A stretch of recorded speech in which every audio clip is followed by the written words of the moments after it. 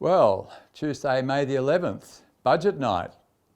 Treasurer is going to deliver his budget and he's going to be delivering quite a spectacular improvement in the fiscal position. When we saw the numbers from December, which was the last time we saw budget estimates, the total deficits out to 24-25 were around $512 billion. We expect this time around, before we take into account new spending, that those deficits will be down to around $335 billion. That's a huge improvement. And why is that the case? Well, the government has got stronger growth, lower unemployment and higher iron ore prices. If you think about the unemployment story back in December, the forecast was that the unemployment rate in June 2021 would be 7.75%. Now they'll be able to use 5.75%, so a much, much lower unemployment rate, indicating more revenue for the government. And on the iron ore price, it was $120 back in December. Well, now it's $200.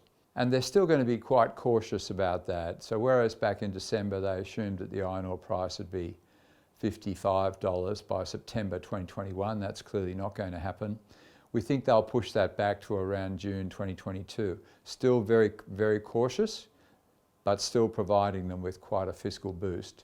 And of course, what that means is that there's some upside, potentially, as we go forward for next year's budget, if the iron ore price behaves much better than is going to be embedded in those forecasts. Also had an improvement about the cost of some of their programs, particularly JobKeeper. And of course, economic growth has been stronger. So for instance, in 2021, we're expecting them to lift the growth rate by about 0.5%, 21-22. As we saw, the Reserve Bank lifted their growth forecast for 2021 to 4.75% this week, only a little, very close to the Westpac number of 4.5. So you're going to have an environment of stronger growth as well. So what does that mean for the budget stance? Well, I think there's going to be a lot of talk about let's go for growth, let's try and drive down the unemployment rate, and let's not worry too much about budget repair. But with those really strong underlying numbers, there is going to be quite a degree of automatic budget repair, and I think that by 2024, 25, that deficit will be down to around 1.5% of GDP. Now that's not surplus, but it's certainly an incredible improvement over where we thought things would have been only a few months ago. In terms of the actual spending that'll go in the budget, we think about $20 billion or 1% of GDP in spending in 2021-22.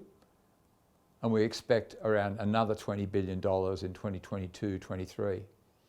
The main components of the spending in 21-22 will be, of course, childcare. We've already seen $1.7 billion allocated for that per year. I think that number's too low. I think childcare is so critically important for the economy to increase the participation rate amongst females and to really boost that side of the economy. I think there'll be more money in future years, but there'll also be other money for women in this budget. About $2.5 billion for aged care. Once again, I think that number is a bit low. Industry studies that I've seen suggest we need to almost double that amount of money per year to boost the aged care prospects. There'll be COVID packages, we expect, supporting those industries that will be under some pressure, such as tourism, education. And there'll be a lot of other initiatives, such as around the digital economy, around infrastructure. I hope there'll be some initiatives around affordable housing, boosting public housing, and of course we'll see money for the states.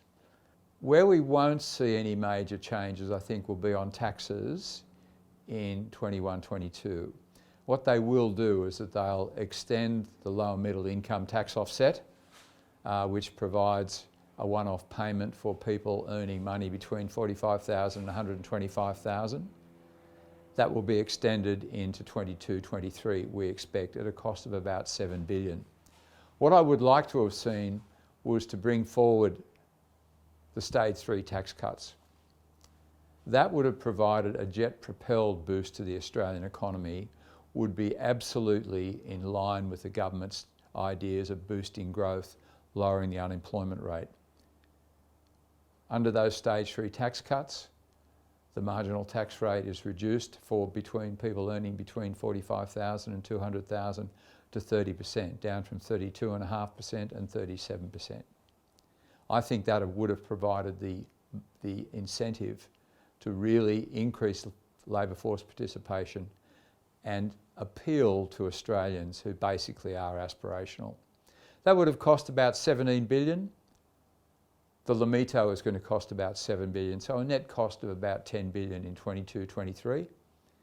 And then of course in 23-24, another $17 billion. But I suspect when we see the budget announced for next year before the election, I suspect that we'll see a further extension of the Limito, so another $7 billion.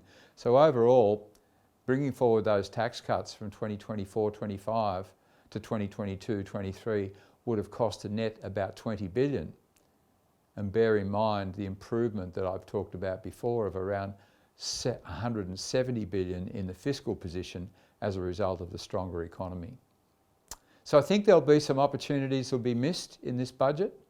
And let's hope that as we go through the course of this year, we may at least see those stage 3 tax cuts brought forward at least to 23-24, at least 1 year ahead of the current announcement. So an exciting night, substantial improvement in the fiscal position, lots of areas where the government will be spending money, but I think also some missed opportunities around the tax system. Thank you.